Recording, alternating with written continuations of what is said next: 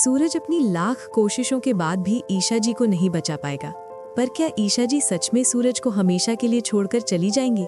जी हाँ दोस्तों, कहानी शुरू होती है उस अस्पताल के गलियारे से जहां वक्त जैसे थम सा गया था। आईसीयू के बाहर सफेद रोशनी में डूबे चेहरे, डरी हुई आंखें और एक ऐसा सन्नाटा जो हर धड़कन को और भारी बना रहा था। सूरज वहीं खड़ा था, हाथ जुड़े हुए, आंखें दरवाजे पर टिकी हुई। डॉक्टर बार बार आईसीयू के अंदर जाकर ईशा जी के वाइटल्स चेक कर रहा था। मशीनें चल रही थी, लेकिन ईशा की बॉडी किसी भी तरह का रिस्पॉन्स नहीं दे रही थी। हर बीप के साथ उम्मीद और डर दोनों बढ़ते जा रहे थे। कुछ देर बाद डॉक्टर बाहर आता है। उसके चेहरे के भाव देखकर ही सब कुछ साफ हो जाता है। वो गहरी सांस लेकर कहता है, पेशेंट बिल्कुल भी रिस्पॉन्ड नहीं कर रही है। अगर कुछ देर में भी कोई रिस्पॉन्स नहीं आया तो उनका बच पाना बहुत मुश्किल हो जाएगा। ये सुनते ही सबके पैरों तले जमीन खिसक जाती है। सूरज का दिल जोर जोर से धड़कने लगता है। उसकी आंखों के सामने ईशा जी के साथ बिताया हर पल घूमने लगता है। पहली मुलाकात, पहली बहस, पहली मुस्कान और वो वादे जो अधूरे रह गए थे। अचानक सूरज खुद पर काबू नहीं रख पाता। वो किसी की नहीं सुनता, सीधे आईसीयू के दरवाजे को खोलकर अंदर भाग जाता है। नर्सें रोकने की कोशिश करती हैं, लेकिन सूरज अब कुछ भी सुनने की हालत में नहीं होता। वो ईशा जी के बेड के पास बैठ जाता है, कांपते हाथों से उनका हाथ थाम लेता है। आंखों से आंसू बहते हुए वो कहता है, ईशा जी प्लीज़ आंखें खोल लो। अगर आप होश में आ गई ना तो मैं आपकी हर बात मानूंगा। आप जो कहेंगी मैं वही करूंगा। उसकी आवाज़ टूटने लगती है। आपके कहने पर मैं आईएएस ऑफिसर बनकर दिखाऊंगा। बस एक बार आंखें खोल लो। सूरज फूट फूट कर रोने लगता है। पूरा आईसीयू उसकी सिसकियों से भर जाता है।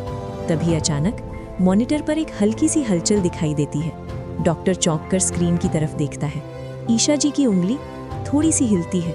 डॉक्टर तुरंत बोल उठता है, शी इज रिस्पॉन्डिंग। ये शब्द सुनते ही जैसे सूरज में जान आ जाती है। उसकी आंखों में उम्मीद की चमक लौट आती है।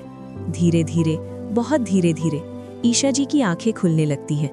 बाहर खड़े घर वाले राहत की सांस लेते हैं। किसी की आंखों से खुशी के आंसू गिरते हैं। सूरज मुस्कुराते हुए झुककर कहता है, ईशा जी आप ठीक हो जाएंगी, मैं यही हूँ आपके पास।